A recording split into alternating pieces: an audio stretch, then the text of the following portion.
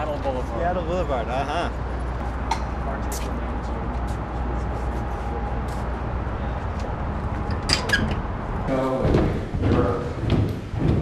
They would write their names. They, didn't give them anything. So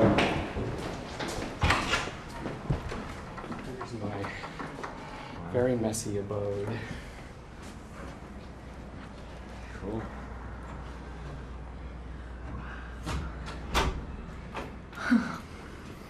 And I think there's a lot that I can personally learn from David and how he has brought a world of art, which for me is a world of heart, into a world of business.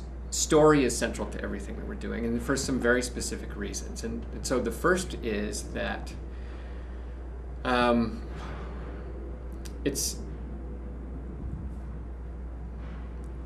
human beings are storytelling beings. We story ourselves, and we're storying ourselves every moment, every day.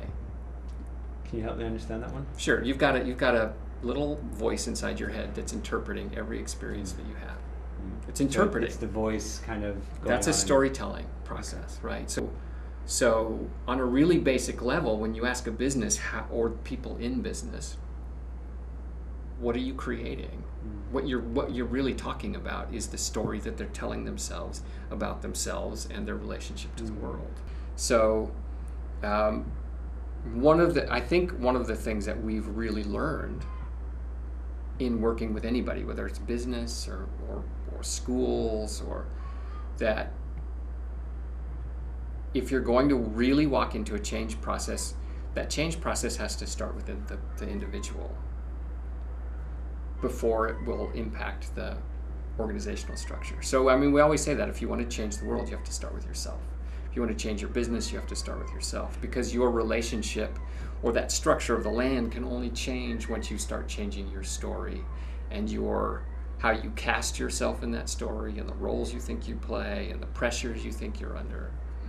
One of the things that we always talk to businesses about is that when you just listen to their language, everybody in the organization will talk about what's going on in the organization as if they were witnesses to it, as if it was happening to them, as opposed to them being participants in it. And when you can get a business to really, and the people in business to recognize that they're participating, these things aren't happening to them, they don't have to do these things, they're choosing to do these things, that then they have an entirely different set of conversation. It's actually the incremental steps, the simplicities that change the system. They ripple, as opposed to the larger strategic plan, or we're going to wipe the table clean and have a heart-centered business, because I don't think you do that. I think people start placing their focus on the quality of their engagement, and then something happens. When you study paths to presence, to be present is, in a way, what we're talking about. How can I be present with what's in front of me versus what I think is in front of me? And that's a story process to me, always. You see, because here it is, you first you get to, what is the story that I'm telling myself about myself? And then you get to see, once you sort of become aware of that, how do I cast myself in that story? What's the role I play in that story? And if you understand that, then at some point you start to recognize that you are the storyteller of the story. The story isn't happening to you, you are storying it. So once you get to that place, then you have the capacity to say, well, what kind of story do I want to tell? The question is, do you want to play? And the question that comes back at her is, well, what do you mean by that? Basically is the thing. So they go through this whole series of what play could be. Is it a competition? Is it a win-lose game, or do you play to play? Do you play to get better? Do you play for mastery? So part of the reason that you sort of jump into infinite games is to get out of the idea that you can predict the outcome or predict the form, that you sort of have to walk into an uncertainty and play to play. First graders, very young, 7, 8 years old, and lay out a bunch of puzzles on the floor. And 95% of the kids will go to the puzzle that they already know how to do, because they've learned that their job is to perform for the adult that they have the answer. 5% of the kids will go to the puzzle that they don't know how to do, which is that's the point. That's what learning is. And I think that this thing that we're talking about is largely which path are you going to take? Are you in your life, whether it's business or your life, performing for the adults that you have the answer? Or are you able to step into the uncertainty and engage with the question? That's a relationship. That's relational. So heart, I think the path of heart is that path of uncertainty. Can I stand in front of you and not have an answer and engage with what's there versus what I think is there?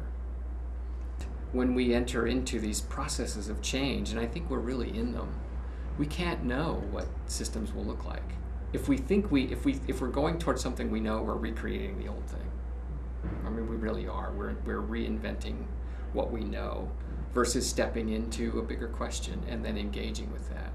And in that way, creating the new things. And so to be outcome focused is, I think, one of the traps, or at least one of the tensions. I think businesses are really coming up against that tension of how they've always done things versus, I think, what the realities of the new world are. And that's, to me, largely this dance about outcome focus versus process focus. I think we all have moments in our lives where one day you wake up and you say, I can't live this way anymore, or the light bulb goes off and you see it. But that moment isn't isolated. And in that way, too, businesses aren't isolated. Like we talk about businesses as a separate entity, but they're living within this market system that requires them in some ways to show up in certain ways. So do they make those kinds of changes? I don't know.